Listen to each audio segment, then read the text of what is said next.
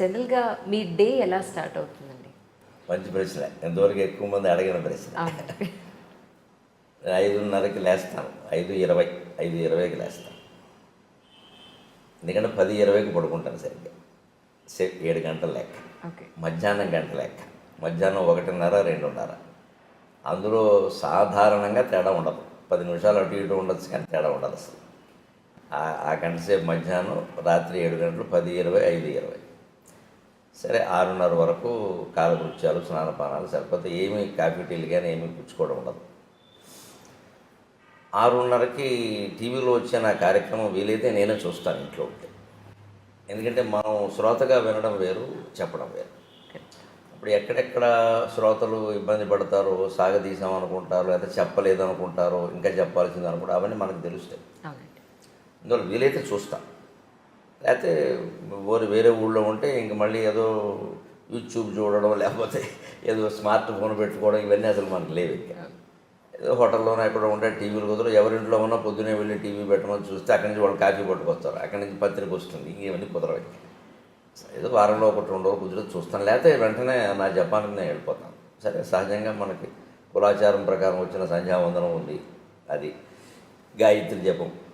అది అయిపోయాక 8 వరకు పూర్తిగా నా జపదపాలు, పారాయణలు ఉంటాయి. నాకు పొద్దున్న సంధ్యావందనం తర్వాత నేను చేసేది ప్రత్యేకమైన జపం ఏం లేదు, గాయత్రి జపం ఒకటే.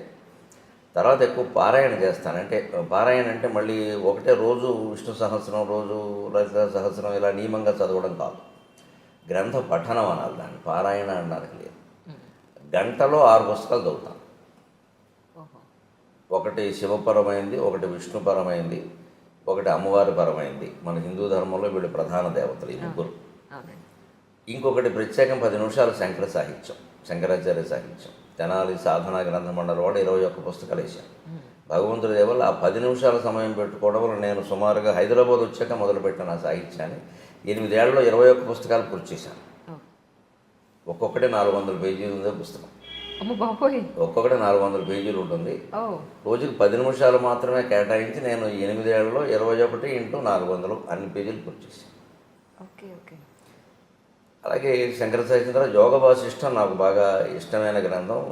నాకు పూర్తి నిశ్చింతైన జీవితాన్ని ప్రసాదించిన గ్రంథం. నిజంగా వాల్మీకి మహర్షికి, వశిష్ఠ మహర్షికి నేను రుణపడి ఉన్నాను. నిజంగా దాన్ని రచించింది వాల్మీకి, చెప్పింది వశిష్ఠుడు. అది నా మీద ప్రభావం చూపించినంతగా మరి ఏ గ్రంథం చూపించలేదు. నా జీవితం కూడా నా మీద అంత ప్రభావం చూపించలేదు, ఆ గ్రంథం అంత చూపించింది. దాని గురించి నేను చిన్నతనంలో విన్నది ఏమిటంటే, ఈ చదివిన వాడు పిచ్చాడు అయిపోతాడు, లేదా మహాజ్ఞాని అవుతాడు. అయితే మహాజ్ఞాని అవుతాడు, లేదా పిచ్చివాడు అయిపోతాడు. మా ఊళ్ళోనే అటువంటి పుస్తకం చదివి పిచ్చాడు అయిన వాడు మేము చూసాం. ఈయన ఎందుకు ఇలా పిచ్చాడు అయ్యాడని మా అమ్మని అడిగితే, ఫలానా గ్రంథం చదివి ఇలా అయ్యాడు అని చెప్పింది. ఏముంది అసలు ఆ గ్రంథంలో మీరు చదివాను? మొత్తం జగన్ మిథ్య అని ఉంటుంది. బ్రహ్మసత్యం, జగన్ మిథ్య. శంకరాచార్య చెప్పిన సిద్ధాంతం వేదంలో ఉన్నదే. కానీ చాలా పచ్చికి నిజాలతో, మనం మొహం బద్దలైపోయే నిజాలతో చెప్తాడు. ఇది నువ్వు ఒప్పుకోకపోవచ్చు కానీ సత్యం అంటాడు అంతే. అందరూ చదవచ్చు అంటారా? అందరూ చదవచ్చు, కానీ అంటే దానికి తగిన పరిపక్వత ఉండాలి. ఇప్పుడు ఆ పరిపక్వత లేకుండా చదివితే పిచ్చాడు అవుతారు. మా ఊళ్ళో నాయుడు అని ఒక ఆయన ఉండేవాడు. ఆయన ఇలా పాపం తిరుగుతూ ఏదో ఆయనలో పద్యాలు పాడుకుని మాటలు పాడుకునేవాడు. అతను అందరూ పిచ్చివాడు అనేవారు. మా అమ్మని ఏమిటమ్మా అతను అంటాడంటే, అతను 2 పుస్తకాలు చెప్తారా, యోగ వాసిష్ఠం అంటే అదొకటేను, సీతారామాంజనేయ సంవాదం అని ఒకటి ఉంది తెలుగులో. పరశురామ పంతులు లింగమూర్తి గురుమూర్తి గారు రచించాడు. అంటే సీతాదేవి హనుమంతుడు కలిసి రామతత్వం గురించి చర్చిస్తారు. సీత చెబుతూ ఉంటుంది, హనుమంతుడు వింటూ ఉంటాడు, ప్రశ్నిస్తూ ఉంటాడు. ఈ 2 చదవడం వల్ల వాడు ఎలా అయ్యాడని అంటున్నాడు రా. నాకు అప్పటి నుంచి ఆ 2 చదవాలని పడుతుంది. చదవలేదు ఇంకా మీరు? 2 ఎప్పుడు 2 చదివాను, అయినా కాలేదు. అదేంటున్నాను మరి, అయ్యారో లేదా ఆవిడ చెప్పాలి. ఇప్పుడు నేను కాలేదని నాకు లేదండి, మీరు పిచ్చాడారంటే నేను చేయగలిగిందండి. ఆవిడ చెప్పిందే నిజం. మన గురించి మనం ఏమనుకుంటాం అన్నదానికంటే ఎదుటి వాళ్ళు ఏమనుకుంటారు. పోనీ ఎదుటి వాళ్ళు అంటే ఇప్పుడు మీ పోటుగాడు ఎప్పుడో పరిచయం అవుతారు. ఆవిడ ఇచ్చి కాపురం చేస్తుంది. లేదంటే నేను ఖాయంగా పిచ్చిపోవడానికి ఆవిడంటే మాట్లాడడానికి వెళ్ళలేదు నేను. అదే నిజం.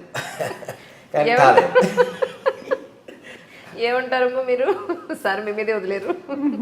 ఆవిడ ఏమంటుందో నాకు తెలియదు, కానీ నేను ఎలాంటప్పుడు జోక్ వేస్తాను సహజంగా. నన్ను పిచ్చాడని ఆవిడ అందనుకోండి, కాకపోతే నేను ఎందుకు చేసుకుంటాను అయిపోయా.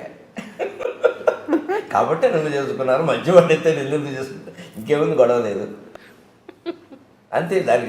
అది ఆ ప్రభావం అలా ఉంటే నాకు అప్పటి నుంచి చదవాలని పట్టుదల. ఈ సీతారామాంజనేయ సంవాదం అనేది నేను అప్పుడే చదివా, 18 ఏళ్ళ వయసులోనే చదివా, తెప్పించుకుని చదివా, ఏం కాలేదు. కానీ గొప్ప సందిగ్ధావస్థలో పడింది మనసు. ఏదో అపూర్వమైన సత్యం ఉంది, మన స్థాయికి మనకు అర్థం కావట్లేదు జగత్తు గురించి, అదే మనం ఇంకా చదవాలి. ఈ అండంలో ఏమైందంటే మనస్సు హేతుబద్ధత లేనిది మనం అంగీకరించొద్దు అనే నియమానికి వచ్చేసింది, ఆ ఆలోచనకు వచ్చేసింది. అందుకే 18 ఏళ్ల ప్రాయంలో నేను నాస్తిక్ గ్రంథాలు, కమ్యూనిస్ట్ గ్రంథాలు కూడా చదివాను. క్యాపిటల్ చదివాను, రంగనాయకం గారి పుస్తకాలు చదివాను, శ్రీశ్రీ రచనలు చదివాను, చలం పుస్తకాలు చదివాను, విస్తృతంగా చదివాను. ఇంకా చదవడం అంటే అప్పటికి ఇప్పటికీ ఒకటే అలవాటు, పట్టుకోవడం. ఇంకా అయితే అప్పటికి ఇప్పటి తేడా ఏంటంటే అప్పుడు ఒక పుస్తకం పట్టుకుంటే అదే చదువుతూ ఉండేవాడిని. ఇప్పుడు అలా కాకుండా నా మనస్సు నేను నిగ్రహించుకుని ఏ పుస్తకం అరగంట మించి చదవను, నా ప్రణాళిక నాకు. అక్కడ మనస్సు ఆపుకుని, అది ఎంత రసవత్తరంగా ఉన్నా సరే అక్కడ ఆపు, లేదా ఎంత విసుగొస్తున్నా సరే, అది చదవాలి అనుకుంటే చదవాల్సిందే, విసుగు వచ్చినా సరే. అది ఎంత రసవత్తరంగా ఉన్నా ఆపేయాలంటే ఆపేయాల్సిందే. మన మనస్సు మీద మనకు నియంత్రణ లేకపోతే ప్రపంచంలో ఏం చేయాలి. వీళ్ళ ప్రపంచంలో అనేక సంక్షోభాలకు అదే కారణం. వ్యక్తి జీవితం పాడవడానికైనా, మొత్తం ప్రపంచ యుద్ధాలకైనా మనస్సు మీద నియంత్రణ లేకపోవడమే కారణం. ఆ నియంత్రణ నాకు శివానంద లహరి చదివాక కలిగింది. అందుకే నాకు శివానంద లహరి చాలా నా జీవితాన్ని మొత్తం ఇలా మార్చేసిందని చెప్పచ్చు. అలాగా ఉండడం వల్ల ఆ యోగ వాసిష్టం తర్వాత నేను పూర్ణికి దాన్ని సంపాదించాలని చూస్తుంటే విచిత్రంగా ఎక్కడో దొరకలేదు నాకు అది. ఎందుకంటే ఎప్పుడో 100 ఏళ్ల క్రితం వెన్నెలకంటి సుందరరామ శర్మ గారిని ఒక ఆయన తెలుగు వచనంలో రాశారు దాన్ని. ఆ మూలం ఎక్కడో ఉందేమో, ఎక్కడో దొరకలేదు నాకు. సరే, తర్వాత ఉద్యోగాలు, మారడాలు, ఏవో ఇవన్నీ వ్యవహారాలు అంత శ్రద్ధ చేయలేకపోయాను. తర్వాత మళ్ళీ చదవాలనే తృష్ణ కలిగాక చాలా విచిత్రంగా ఏదో ఉయ్యాల్లో పిల్లాన్ని పట్టుకుని ఊరంతా తిరిగామన్నట్టుగా మా ఇంట్లో మా నాన్నగారు ఇచ్చిన 30 పుస్తకాల్లో అది ఉంది. ఆ పుస్తకాలు ఏవో తాటాకు పుస్తకాలు ఎక్కువ ఆయన ఇచ్చినవి, తాటాకు పుస్తకాలు. మరి మనం ఏం చదువుతాం, ఎవరికో ఇద్దాం లేనట్టుగా ఉండి ఒకటి, తర్వాత అశ్రద్ధ వల్ల కొంత ఏదైనా ఆప్ చేసాం. సరే, ఆయన వేదసం మా నాన్నగారు వేద పండితుడు, అవధాని, వేదంలో అవధాని అంటారు. వేద సంబంధమైన పుస్తకాలు మనకెందుకు వచ్చి మనం ఏం చదవలేదు, ఏదో తప్పు స్వరంతో చదివితే లేనిపోని ఇబ్బందులని అలాంటి పెట్టారు. అనుకోకుండా ఉన్న ఆ పుస్తకాల్లో ఇంచుమించు ఒడిలిపోతూ పుస్తకం పేజీ ముట్టుకుంటే చినిగిపోయేలా ఈ పుస్తకం దొరికింది. యోగ వాసిష్టము, ఇలా వెన్నెలకంటి సుందరరామ శర్మ అనువాదము. ఇదేమిటి ఇక్కడ పెట్టుకున్నాం మనం దీన్ని అని వెంటనే నేను అప్పుడు చదవడం మొదలుపెట్టాను. అప్పటికి 47 వయసు వచ్చేసింది. ఈ సీతారామాంజనేయ సంవాదం ముందే చదివాను, కానీ ఇది చదివాను. అప్పుడు మొత్తం ప్రపంచం ఎలాగా విడిపోయింది అంతే. నాకు ఒక ప్రయోగశాలలో ఓ పుష్పాన్నో వస్తువునో అడ్డుకోత నిలువుకోత గీసేసి బకాలుగా విడదీసి పరిశోధన చేసి ఇదండి దీని విషయం అని బయట పెట్టేస్తాడు శాస్త్రవేత్త. నాకు జగత్తుకు సంబంధించిన విషయం అంతా బయట పడిపోయింది అంతే. ఇది నథింగ్, దీని గురించి మనం ఆలోచించాల్సింది లేదు. ఏదో నిర్ణయించబడిందో అది నడుస్తుంది, నడవని. మనం చేయాల్సింది ఏదో చేద్దాం, దేనికి చింతించాల్సిన పని లేదు, దేనికి పొంగిపోవాల్సిన పని లేదు. అప్పటికి నేను సహస్రావధానం కూడా చేసేసాను. సరే, ఇన్ని పుస్తకాలు చదివిన తర్వాత ఇప్పుడు మీకు మొత్తం అంతా అర్థమైందని అన్న దాంట్లో మేము అర్థం చేసుకోగలిగే పాయింట్ ఏదైనా, ఒక చిన్న విషయం ఏదైనా చెప్పగలుగుతారు మన మధ్యలో ఆపండి, సామాన్య ప్రజలకు అర్థమయ్యేలాగా? ఒక్క మాటలో చెప్పాలంటే, తనలో తాను రవంత మారడు, తనలో తాను రవంత మారడు, జగత్తత్వంబు మార్పంగ ఆతని సంసారము సంపదల్ సమయమున్ తత్వార్థ విజ్ఞానమున్ వెనుకన్ ముందట చూడక అర్పణముగా వింసు మహామూర్ఖుడు. తనలో తాను రవంత మారడు, జగత్తత్వంబు మార్పంగ ఆతని సంతానము సంపదల్ సమయమున్ తత్వార్థ విజ్ఞానమున్ వెనుకన్ ముందట చూడగర్పణముగా వింసున్ మహామూర్ఖుడు. ఇతనికిన్ లోనికి చూచు శక్తి నిడుమా తన్మూలమా దైవమా. ఇది నేను గ్రహించిన సారాంశం. ఎవరైనా గ్రహించవచ్చు. మనలో చాలామంది ఎక్కడ పొరపాటు పడతాం, వ్యక్తిగత జీవితం, సామాజిక జీవితం అని 2 ఉంటాయని నేను అనుకోను. వ్యక్తిగత జీవిత ప్రభావం సామాజిక జీవితం మీద ఉంటుంది, సామాజిక జీవిత ప్రభావం వ్యక్తిగత జీవితం మీద ఉంటుంది. ఏదో ఒక గీత గీయడం కోసం మనం కొన్ని విషయాలు చెప్పడం ఇష్టం లేక ఇది నా వ్యక్తిగతమైన దాచొచ్చు, అవసరం కూడా లేకపోవచ్చు ఎదుటి వాళ్ళకి. కానీ నిజానికి దాని ప్రభావం మాత్రం మన సామాజిక జీవితం మీద కూడా ఉంటుంది ఖచ్చితంగా. అలా అంత ఖచ్చితంగా విడదీయాల్సిన పనేం లేదు. ఆ వ్యక్తి చేస్తున్న పొరపాటైనా ప్రపంచం చేస్తున్న పొరపాటైనా ఏమిటంటే ఎవరికి వాళ్ళు పరిశీలించుకోవడం లేదు. తనలో తాను మారడు. ముందు నా బాధ్యత నేను చేస్తున్నాను, నా జీతం తీసుకుంటున్నాను కదా, నాకు లంచం తీసుకునే పని ఏమిటి అసలు, ఎందుకు తీసుకోవాలి నేను? ఈ జీతం నాకు సరిపోతుంది. ఇవాళ ఉద్యోగాల్లో, ప్రభుత్వ ఉద్యోగాల్లో జీతాలు ఎవరికి తక్కువే లేవు. ఉపాధ్యాయులకు కూడా ఇప్పుడు కొత్తగా చేరిన ఒప్పందం ఉపాధ్యాయుడు కూడా 10,000 వస్తుంది. కానీ అలా తీసుకోకపోతే చేతకాని వాడు అంటున్నారు కదా సార్. అలా తీసుకోకపోతే వీడి చేతకాని వాడు ఈ ప్రపంచంలో బతకలేడు. అక్కడే ఆలోచించాల్సింది ఏంటంటే వాడెవడో అన్నది మనకి సర్టిఫికెట్ అమ్మా అంటున్నారు కదా మీరు. ఎవరు అంటున్నారు? మన పక్క వాళ్ళు, మన పై వాళ్ళు. వారు మనకి సర్టిఫికెట్ ఇస్తారా చేత కాదని, చేతనవనని? వాడెవరు అసలు? వారి స్థాయి ఏంటి? మనం దానికి ఎందుకు వంగిపోవాలి? ఇలా మాట్లాడడంలో మీరు మరోలా అనుకోకపోతే ఒక నాటకం ఏంటంటే ఈయనకి తీసుకోవాలి నుండి అలా సమర్థించుకుంటున్నాడు. ఈ మనిషికి లంచం తీసుకోవాలి నుండి, తప్పు చేయాలి నుండి, చేయకుండా ఉండలేని బలహీనత ఒకటి ఉండి దాన్ని సమర్థించుకుందుకు ఏమంటాడంటే ఇలా ఉండకపోతే లోకంలో బతకలేమండి అంటున్నాడు తప్ప నిజంగా బతకదలుచుకుంటే ఉండక్కర్లేదు. ఆయన ఇష్టం వచ్చినట్టే ఉండొచ్చు. అంతగా ఇప్పుడు ఒక లంచం తీసుకోకపోతే నేను చంపేస్తా అన్నంత పరిస్థితి ఎక్కడైనా ఉందా? అలా లేదమ్మా, ప్రలోభ పెడుతున్నారు అంతే. ప్రలోభాన్ని కాదనొచ్చు. పోనీ ఏ కృష్ణా బ్యారేజీ మీద ఆపేసి నలుగురు గొడ్డళ్ళు వేసుకుని వచ్చి తీసుకుంటావా, చంపేయమంటావంటే నా ప్రాణం కోసం తీసుకున్నానండి అంటే ఓకే, ఒప్పుకుందాం. అంత పరిస్థితి ఉన్నవాడు చూపించమనండి. ఇవన్నీ చెప్తారండి, నాటకాలండి ఇవన్నీ. అది అదే మూలం. అది నాకు వేదాంతం ద్వారా మొత్తం ఎన్ని గ్రంథాలు చదివినా సారాంశం ఏం తెలిసిందంటే మనిషి తనలోకి తాను చూసుకోవాలి తప్ప, తనలో తాను మారాలి తప్ప బయట మార్చాల్సింది ఏం లేదు అసలు. ఎవరికి వాళ్ళే. మీరు సమాజానికి అనుకూలంగా దేశభక్తితో, దైవభక్తితో మీరు, నేను, ఈవిడ ఉంటే 3 వ్యక్తుల జీవితాలు బాగుండలేదండి. ఒక 300 మంది ఉంటే బాగున్నట్ట, 3 లక్షల మంది ఉంటే బాగున్నట్ట.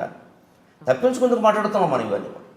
మొత్తం కృష్ణమూర్తి గారి తత్వం అంతా చదివాను నేను సుమారుగా, జిల్లి కృష్ణమూర్తి గారు. ఆయన మొత్తం చెప్పింది ఇది. నీ గురించి ఎందుకు ఆలోచించావు నువ్వు ఇది చేయడానికి అభ్యంతరం ఏంటి? ఎవరి మీద నెట్టేస్తావేమిటి? తప్పించుకుంటావేమిటి వ్యవహారం నుంచి? మనం అనేక రకాల పాపాలు చేసి ఏదో పూజ చేసి తప్పించుకుందామని చూస్తున్నాం. పాపం చేయకుండా ఎందుకు ఉండలేము? అసలు చేసామని ఎందుకు అనుకుంటున్నాం? చేసిన పాపం ఏంటి? చెప్పకపోయినా మనకు తెలుసు కదా. ఈ ఆలోచన చేయాలి. అందుకని మనిషి ఎంతసేపు సంఘసేవ అని, అదని ఇదని, ఏదో సంస్థలు పెట్టమని, ఆధ్యాత్మిక సంస్థలని, ట్రస్టులని అవి ఇవి పెట్టి తన సంపదని, సంసారాన్ని, సమయాన్ని మొత్తం అంతా దానికోసం వెచ్చిస్తాడు.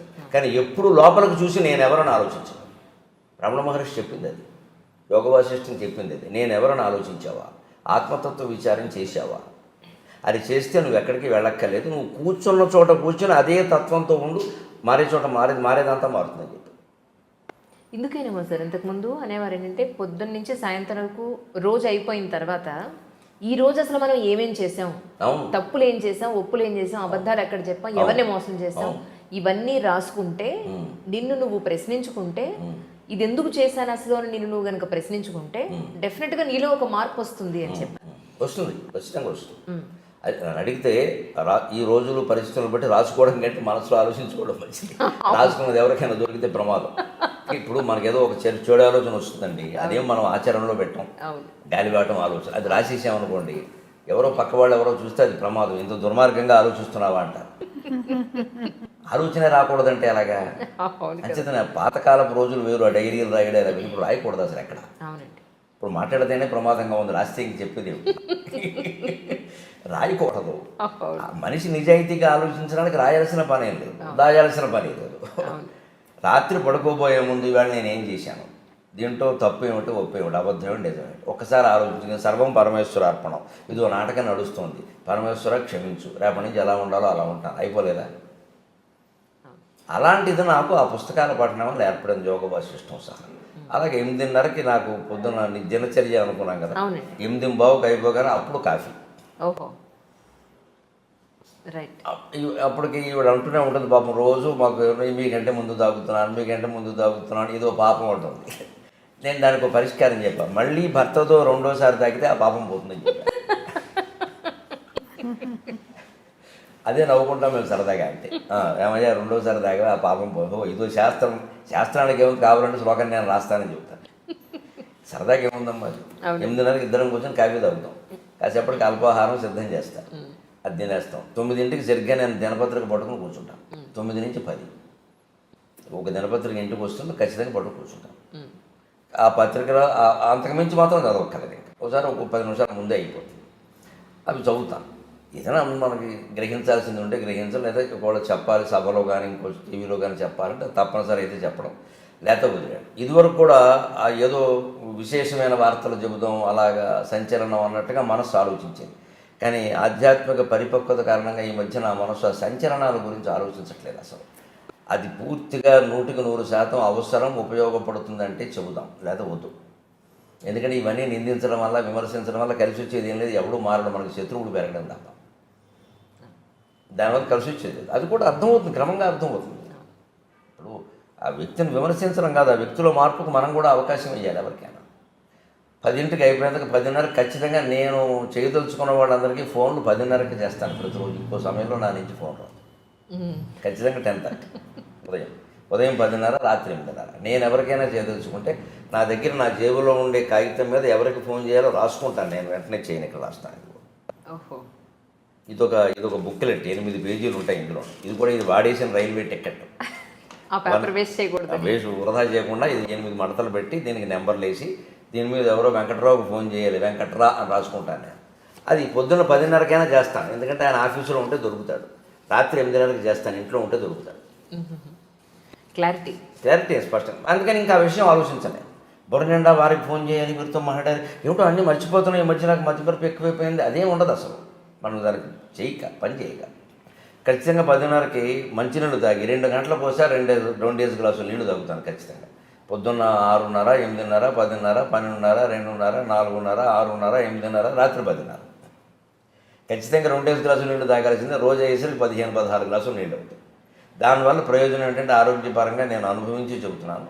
ఎటువంటి ఏదైనా ఆహారాల్లో తేడాలు ఉన్నా, పడాలు ఉన్నా, రాళ్ళు పేరుకునే సమస్యలు లాంటివి మొత్తం కొట్టుకుపోతాయి. మనం తాగేటువంటి నీరులో స్థూల భాగం ఎప్పుడూ మూత్ర విసర్జన రూపంలో వెళ్ళిపోతుంది. సూక్ష్మ భాగం రక్తంగా మారుతుంది. అతి సూక్ష్మ భాగం ప్రాణవాయువుగా మారుతుంది. అతి సూక్ష్మ భాగం నీరు తాగితే ప్రాణవాయువు ఉంటుంది. ప్రాణం ఎప్పుడు నీటి మీద ఆధారపడింది, అన్నం మీద కాదు. అన్నం మానేసి ఉండొచ్చు, నీరు మానేసి ఉండదు. నీరు మానేసి ఉంటే ప్రాణం కూడా పోతుంది. అందుకే ఎంత నిరాహార దీక్ష వాడైనా పాలు కానీ, మజ్జిగ కానీ, నీరు కానీ తాగుతారు. తాగితే కొంతకాలం గెంటిచ్చు. అలా నీరు తాగుతాను ఖచ్చితంగా. నాకు 10:30కి నీళ్లు తాగేసి అప్పుడు ఈ ఫోన్లు చేసేసి నా కార్యక్రమాల గురించి రిజర్వేషన్లు చేయాల్సిన ఉంటాయి కదా, ఏమన్నా అంటే నేనే చేసుకుంటాను. కార్యకర్తను చేయమని చెప్పను. ఎందుకంటే వాళ్ళు మనకి తర్వాత ప్రోగ్రామ్ ఎక్కడ ఉందో వాళ్ళకి తెలియదు, వాళ్ళు ఊరికి చేసేస్తారు. మళ్ళీ అక్కడి నుంచి ఇంకో ఊరు పక్క ఊరు వెళ్ళాలంటే ఆ షెడ్యూల్ నా దగ్గర ఉంటుంది కాబట్టి చేసుకుంటాను. అక్కడికి ఆ పని అయిపోయింది. అప్పుడు ఖచ్చితంగా టీవీకి ఏమన్నా తయారవ్వాలా, సాయంత్రం సభ ఉందా తయారవ్వాలా, ఆ తయారవ్వాల్సి ఉందంటే తయారవుతాను. 10:30, 12:30 సమయం. 12:30 ఖచ్చితంగా గంట కొట్టేసినట్టుగా తిరుగు లేకుండా 12:25కి వచ్చి గురువుగారు భోజనానికి రావచ్చు అంటుందంతే. మేడం అండి గురువు గారు అంటారా? ఎందుకో ఎందుకంటే రావడానికి ఎందుకు అంటే చాలా నేర్చుకున్నాను, అందుకని మా గురువు గారు ఆయన నుంచి చాలా నేర్చుకున్నాను. అవునా? అందులో ఏం నేర్చుకున్నారు? ఒక పాయింట్ మాకు. అవి చెప్పేవి కాదు, అలాగా సహజంగా జరిగినవి అంతే. సరే, 12:30కి భోజనం పెట్టేస్తే అంతే. ఖచ్చితంగా 45 నిమిషాలు భోజనం చేస్తాను. 1:15 వరకు నవ్వులుతూ ఉండాల్సిందే. ఓకే. 3 ఐటమ్స్ మించి భోజనాల్లో ఉండవు. 4వది ఉంటే ఆవిడ తినాల్సిందే. 3 ఐటమ్స్, 3వది మజ్జిగతో కలిపి 3. మజ్జిగతో కలిపి. ఓహో. ఇన్ఫర్మేషన్ మజ్జిగతో 3. 15-20 ఏళ్ళు బట్టి, కనీసం 10 ఏళ్ళు బట్టి ఆ నియమం ఖచ్చితంగా. పప్పు, కూర, మజ్జిగ, లేదా వేపుడు, పచ్చడి, మజ్జిగ, ఏదైనా సరే 3 మజ్జిగతో కలిపి. 4వది ఉంటే ఇందులో ఒకటి తగ్గించేస్తాను, అన్నం తగ్గించేస్తాను. మొత్తం మీద అన్నం అంతకుమించి వెళ్ళడానికి వీలు లేదు. అందుకని నాకు షుగర్ ప్రాబ్లమ్స్ అవి ఏం లేవు. తినవలసింది తింటాను. ఖచ్చితంగా పొద్దున్న ఒక్కసారే కాఫీ, సాయంత్రం 4:30కి టీ, మధ్యాహ్నం భోజనం చేసి గ్లాసు మజ్జిగ తాగుతాను. రాత్రి పడుకోబోయే ముందు గ్లాసు పాలు తాగుతాను. ఒకసారి పాలు, ఒకసారి మజ్జిగ, ఒకసారి కాఫీ, ఒకసారి టీ. 4 సేవించినట్టు అయింది. ఏది ఎక్కువ కాలేదు. అన్ని రుచులు తెలిసాయి. ఎప్పుడు కావాలంటే అప్పుడు వదిలేయచ్చు, సమస్య అండి. ఎక్కువ అలవాటు పడ్డామనుకోండి, నాకు ఏమిటో కాఫీ లేకపోతే తోచట్లేదు, ఏమీ లేదు, నాకు ప్రపంచం అంతా లేకపోయినా నాకు తోస్తుంది. ఈ ప్రపంచం అంతా శూన్యమే, నేను ఒక్కడిని అంటార్కిటికా ఖండంలో నన్ను వదిలేస్తే హాయిగా గడిపేస్తాను, ఏమి ఇబ్బంది లేదు. ప్రాణంతో ఉంటే సార్ అక్కడ నీళ్లు దొరికితే ఏదో మారేడాకులు దొరకపోని అవుతాం. వారు ఉండాలి, వీరు మాట్లాడాలి, అసలు ఆ సమస్య లేదు. అదే వేదాంతం ద్వారా నేర్చుకున్నాను. యోగ వాసిష్టం నాకు నేర్పింది అది. నీతో నువ్వు మాట్లాడుకో, నీతో నువ్వు ఉండు, ఇంకోరు ఉండాలని ఎందుకు అనుకుంటున్నావు? ఇంకోరు ఉండడం అంటే మనం తప్పించుకొని బయటపడుతున్నాం. మన నుంచి మనం తప్పించుకొని బయటపడుతున్నాం. అదేదో కాలక్షేపం, వారేదో పోగొట్టడం, తిట్టడం, విమర్శలు, ఇవన్నీ ఇంకేది పీకానామ లాగానం, ఎలక మీద పిల్లి మీద ఎలక, ఎప్పటికి తెమలో ఇవి. అప్పుడు ఈ కాలక్షేపాల కోసం వచ్చరికి తోడు, నీడ, దూడ, పేడ అన్నీ తయారైపోతాయి. ఇందులో ఎవరు లేకపోయినా మనం తట్టుకోలేని పరిస్థితి వస్తుంది. ఇదంతా బలహీనతే, మనం ఏదో గొప్పగా చెప్పొద్దు దాన్ని. నాకు నలుగురు ఉంటే కానీ తోచదు, అదో వ్యాధి, డాక్టర్ చూపించుకోవడం మంచిది. ఎందుకు తోచదు? నలుగురు ఉన్నా తోచాలి, ఒక్కరే ఉన్నా తోచాలి, 1000 మందిలో ఉన్నా తోచాలి, శ్మశానంలో ఉన్నా అదే తోచాలి. అది వేదాంతం. మన స్థితిలో మనం లేవు, అందుకే తోచదు. అందుకే మనిషి తనలోకి తాను చూసుకోవాలి, లోకం అంతటా మార్చుకుంటూ కూర్చోవడం కాదు. మధ్యాహ్నం ఖచ్చితంగా 1:15 అయ్యాక అప్పుడు సరిగ్గా 1/4 గంట సేపు అటు ఇటు నడుస్తాం. బయట ఆరేసిన తువ్వాలు లోపలేస్తాను, అదో క్రమశిక్షణ. పొద్దున స్నానం చేసి ఆరేసాం కదా, ఆ తువ్వాలు లోపలేస్తాను. అవన్నీ నేను చేసుకుంటాను. ఆ పనులు 1/4 గంట పడతాయి. 1:30కి పడుకుంటాను, 2:30కి లేస్తాను. ఫోన్ కట్ చేయడమే, సైలెంట్లో పెట్టడం ఉండదు. సైలెంట్లో పెడితే ఎవడో చేస్తాడు, అక్కడ ఉంటుంది, అక్కడ మళ్ళీ నాకు చేయలేదంటాడు. అటువంటి అవకాశం ఎవరికి ఇవ్వను, స్విచ్ ఆఫ్ అంతే. మళ్ళీ ఆయన చేసుకోవలసిందే. ఏమంటే నేను చేశానండి, మీరు నాకు చేయలేదంటే చెయ్యను, నీ అవసరం నువ్వు చేసుకోవాలి. ఎంత ప్రాణ స్నేహితుడైనా అంతే.